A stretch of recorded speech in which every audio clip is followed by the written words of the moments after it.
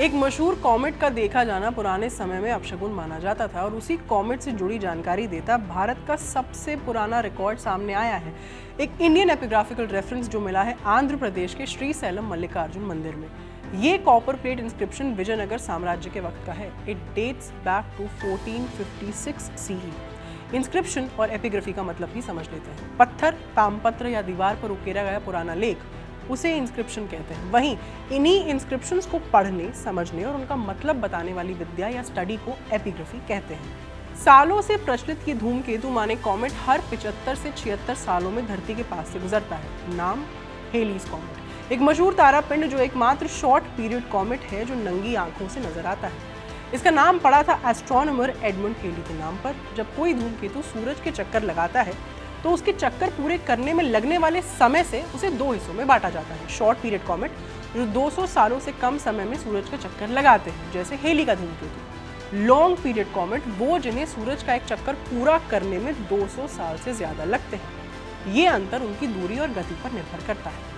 आखिरी बार हेलीज कॉमेट 1986 में देखा गया था और इसके अगले दर्शन मिड 2061 में होंगे। पुराने समय में इसे मेजरली अपशकुन माना जाता था। इसे आप हमारे नाइट स्काई का सेलिब्रिटी भी कह सकते हैं। इसी कॉस्मिक सेलिब्रिटी की जानकारी मिली है आंध्र प्रदेश के श्रीशैलम मंदिर में। नमस्ते, मेरा नाम है आस्था और आप देख रहे हैं खबरगांव। आज की वीडियो में जानेंगे कि श्रीशैलम में मिली इंस्क्रिप्शन से जुड़ी खबर एक्चुअली है क्या और इस डिस्कवरी की महत्ता क्या है। इसके साथ ही जानेंगे उसी मंदिर से जुड़ी दिलचस्प बातों को भी जो एक ज्योतिर्लिंग और शक्तिपीठ दोनों है। Archaeological survey of India ASI के एपिग्राफी ब्रांच के डायरेक्टर डॉक्टर के मणिरत्नम रेड्डी ने एक आर्कियोलॉजिकल डिस्कवरी की अनाउंसमेंट की। द हिंदू की रिपोर्ट के मुताबिक डॉक्टर रेड्डी ने बताया कि ये इंस्क्रिप्शन संस्कृत में लिखा गया है नागरी लिपि मैन्युस्क्रिप्ट का इस्तेमाल करके। इसमें एक कॉमेट के अपीयरेंस और उसके बाद हुए मीटियोर शार का जिक्र है। ये दोनों घटनाएं इतिहास के हिसाब से 1456 में हेलीज कॉमेट के दिखने के समय से मेल खाती है। अब बारी बारी समझते हैं कि कॉमेट, मीटियोर्स और मीटियोर शार्स क्या होते हैं।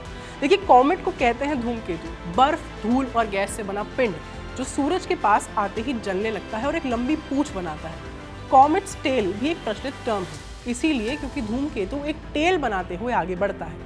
वहीं आसमान से धरती की तरफ आने वाले पत्थर या धातु का टुकड़ा जो वायुमंडल में घुसते ही जलने लगता है और चमकदार रेखा बनाता है, उसको मीटियोर माने उल्का कहते हैं। और जब एक साथ बहुत सारी उल्काएं आसमान से गिरती हैं और रात में तारे टूटते जैसे दिखते हैं तो उसे उल्का वृष्टि माने मीटियोर शार कहते हैं। अब खबर पर लौटते हैं। फाइंडिंग्स में मिली इंस्क्रिप्शन में विजयनगर के राजा मल्लिकार्जुन द्वारा एक वैदिक स्कॉलर को दिया गया दान दर्ज है। डॉक्टर रेड्डी ने बताया ये दान इसलिए दिया गया था ताकि उस बड़े संकट को शांत किया जा सके जो एक धूमकेतु माने कॉमेट के दिखने के कारण आता है, साथ ही उसके साथ होने वाली मीटियोर शार से होने वाली विपत्ति से बचने के लिए भी। प्रॉपर डिटेल ये कि राजा ने हस्तिनवटी वेमटे के केल झसीमा क्षेत्र में स्थित सिमगापुर गांव लिंगानार्या नाम के एक ब्राह्मण को अग्रहार के रूप में दान दिया था। लिंगानार्या कडियालपुरा का एक वैदिक विद्वान था। डॉक्टर रेड्डी का कहना है कि ये स्थान संभवतः वर्तमान आंध्र प्रदेश के कडपा जिले के गलीविदु मंडल में स्थित कडियालपुरंका हो सकता है और ये भी कि वो विद्वान शायद ज्योतिष शास्त्र में निपुण था। उन्होंने आगे बताया कि धूमकेतु माने कॉमेट्स का उल्लेख प्राचीन और मध्यकालीन भारतीय ग्रंथों में होता रहा है, लेकिन ये पहली बार है जब किसी इंस्क्रिप्शन में इसका सीधा जिक्र मिला है। डॉक्टर रेड्डी कहते हैं इस डिस्कवरी की खास बात यह है कि इंस्क्रिप्शन में जिस साल का जिक्र है और जिसमें कॉमेट के दिखने का रेफरेंस दिया गया है, ये वही साल है जब हेलीज कॉमेट दिखाई दिया था, जिसे बाद में हिस्टोरिकल रिकॉर्ड से कंफर्म किया गया। उन्होंने ये भी बताया कि ट्रेडिशनल बिलीफ सिस्टम्स और हिस्टोरिकल रिकॉर्ड्स दोनों में कॉमेट और मीटियोर शार का दिखना अशुभ माना जाता था। लोगों का मानना था कि ये संकट और विपत्ति लेकर आते हैं। डॉक्टर रेड्डी ने बताया कि इंस्क्रिप्शन में इस डर को और उससे निपटने के लिए किए गए दान को एक शब्द में बहुत स्पष्ट रूप से लिखा गया है। प्रकाशया महोत्पत्ता संतयार्थम दत्तवान विभू। इसका मतलब है ये दान इसीलिए दिया गया था ताकि राजा और उसके राज्य पर आने वाले प्रकाशमान कॉमेट्स और मीटियोर शार्स के कारण होने वाले संकट को शांत किया जा सके। इसकी प्रोनाउंसिएशन में थोड़ी गड़बड़ी हुई हो तो उसके लिए माफी चाहूँगा। ये रेफरेंस उस वक्त मिला जब श्रीशैलम मंदिर के अधिकारियों के पास रखे 21 अनपब्लिश्ड कॉपर प्लेट चार्टर्स की लाइन बाय लाइन एडिटिंग का काम किया जा रहा था। ये कलेक्शन 78 कॉपर प्लेट्स का है और जल्द ही इसे एक किताब के रूप में पब्लिश किया जाएगा, डॉक्टर रेड्डी ने ये भी बताया। रीसेंट डेवलपमेंट हमने जान ली, अब जानते हैं श्रीशैलम में स्थित मंदिर के बारे में। एक बार देवी पार्वती ने भगवान शिव से पूछा कि उनके द्वारा रचित इस ब्रह्मांड में कैलाश के अलावा उनका सबसे प्रिय स्थान कौन सा है। तो उन्होंने एक ऐसा स्थान चुना जो हमेशा से सुंदरता से भरा हुआ है, प्राकृतिक दृश्यों के बीच बसा हुआ श्री चक्र का अवतार पवित्र श्रीशैलम। मान्यता ये है कि इसी महत्वपूर्ण स्थान पर ही शिव शक्ति श्री मल्लिकार्जुन ब्रह्मरांबा का रूप धारण करते हैं अपने सभी भक्तों को आशीर्वाद देने के लिए। पुराणों के अनुसार श्रीशैलम का बहुत गहरा और प्राचीन महत्व है। 12 ज्योतिर्लिंगों में दूसरा है मल्लिकार्जुन स्वामी का लिंगम और 18 महाशक्तिपीठों में छठा स्थान है श्री ब्रह्मरांबा देवी का मंदिर। श्रीशैलम एकमात्र ऐसा मंदिर है जहां दोनों ज्योतिर्लिंग और शक्तिपीठ एक ही मंदिर परिसर में स्थित है। इसी वजह से इसका महत्व और भी अधिक हो जाता है। श्रीशैलम के कई अन्य नाम भी हैं, जैसे श्रीगिरी, श्री पर्वतम और श्रीनगम। हिंदू पौराणिक कथाओं के अनुसार सती, जो भगवान शिव की पत्नी थी, ने अपने पिता के अपमान से दुखी होकर अग्नि में प्रवेश कर लिया था। इस शोक में शिव ने उनका शरीर उठाकर तांडव नृत्य किया। तब संहार को रोकने के लिए भगवान विष्णु ने अपना सुदर्शन चक्र चलाकर सती के शरीर के टुकड़े किए, जो अलग अलग जगहों पर गिरे और वही शक्तिपीठ बन गए। श्रीशैलम में सती का कंठ माने थ्रोट गिरा था, इसीलिए ये भी एक शक्तिपीठ है। श्रीशैलम एक महत्वपूर्ण शक्तिपीठ है क्योंकि ये 2 रूपों में पूजित है। एक तरफ ये ज्योतिर्लिंग है जो भगवान शिव का मंदिर है, और दूसरी तरफ ये 18 महाशक्तिपीठों में से एक है जो देवी शक्ति को समर्पित करता है।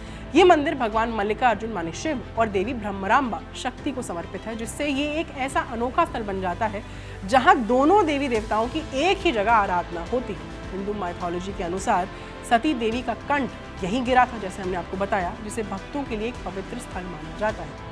देखिए, कई ज्योतिर्लिंग ऐसे भी हैं जो शक्तिपीठ भी हैं, ऐसे स्थल जो शैविज्म और शक्तिज्म दोनों के लिए बहुत महत्वपूर्ण माने जाते हैं। सबसे प्रमुख उदाहरण है मल्लिकार्जुन ज्योतिर्लिंग, जो श्रीशैलम आंध्र प्रदेश में स्थित है। शैविज्म और शक्तिज्म के बारे में आपको कुछ देर में बताएंगे। मल्लिकार्जुन मंदिर के अलावा बैद्यनाथ ज्योतिर्लिंग, जो देवघर झारखंड में है, वो भी एक खास शक्तिपीठ है जो खासतौर पर तारा तारिणी शक्तिपीठ से जुड़ा हुआ है। काशी विश्वनाथ मंदिर, जो वाराणसी उत्तर प्रदेश में है, एक और ऐसा ज्योतिर्लिंग है जिसे शक्तिपीठ भी माना जाता है।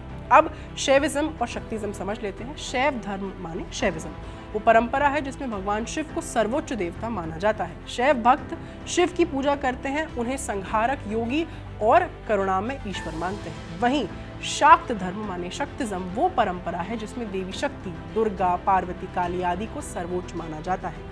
शाक्त भक्त मानते हैं कि संपूर्ण सृष्टि शक्ति से चलती है। दोनों परंपराएं हिंदू धर्म की प्रमुख धाराएं हैं और एक दूसरे से जुड़ी हुई हैं।